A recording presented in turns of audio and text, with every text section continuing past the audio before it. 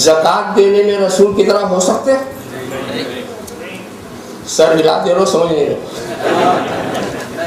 دیکھو کیوں نہیں ہو سکتے؟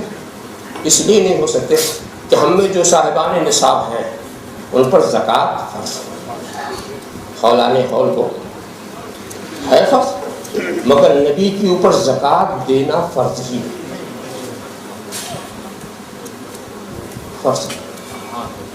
کوہ احد کے برابر بھی سونا اگر نبی کے پاس ہوتا، زکات دینا فرض ہے.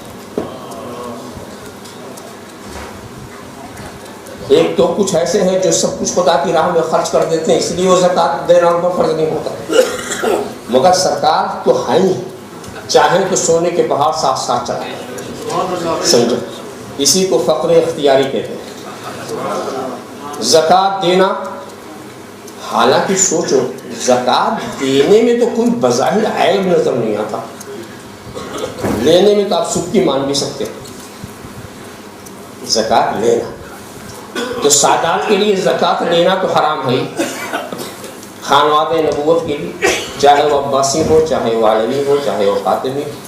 زکات لینا، آپ سادات کو زکات دیں گے، زکات ادا نہیں ہوگی. یہ بھی نبی کی دوراندیشی دیکھیے، انصاف دیکھیے. اگر نبی نے زکات کو فرض کر کے اپنی اولاد کو لینا جائز قرار دیتا تو پھر ساری دنیا کہتی نبی نے قیامت تک کے لیے بچوں کا انتظام کر دیا.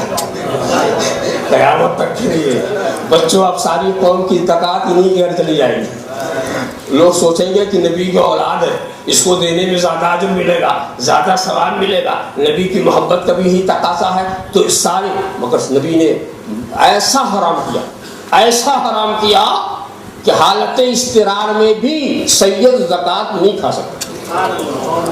حالت استقرار میں جبکہ حرام گوشت بھی، سور و خنزیر کا گوشت بھی جان بچانے کی حد تک استعمال کر سکتا ہے، زکات نہیں استعمال کر سکتا. زکات نہیں استعمال کر سکتا حالت حرام میں. آپ کہیں گے مر رہا ہے اس کے بعد نہیں، ارے وہ تو مر رہا ہے مگر دینے والا تو دیکھ رہا ہے، جو زکات دینے آیا ہے وہ تو دیکھ رہا ہے.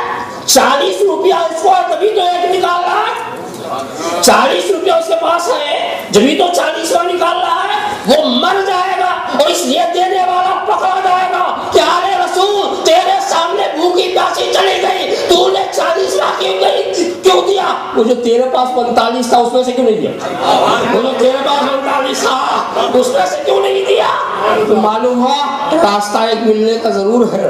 اس لیے ان کو زکات حالت استقرار میں اتنا سخت، تو خیر و بات الگ ہے، مگر دینے کی بات آئی تو سید کو بھی دینا. اگر سید صاحب نصاب ہے تو دینے میں کوئی ایسی بات نہیں، مگر رسول کو دینا بھی فرض نہیں. رسول کا دینا بھی فرض نہیں. اس میں صرف نقطے کی بات یہ ہے کہ رسول دے تو کس کو دے؟ ارے دیں گے تو کسی کو دیں گے، کس کو دے؟ اور مسئلہ یہ ہے کہ کوئی شخص اپنے غلام کو زکات نہیں دے سکتا، اپنے غلام کو زکات نہیں دے سکتا. غلام کو، کیونکہ آپ غلام کے بھی مالک ہیں، اس کے مال کے بھی مالک. اب اس کو زکات دینے کا مطلب یہ ہوا کہ اپنی پیٹی سے نکالا دوسری پیٹی میں رکھ دیا، اس کے بھی آپ مالک، وہ آپ کی ملکیت سے نہیں نکلی. تو آپ سوچو رسول زکات تو دے، کس کو دے؟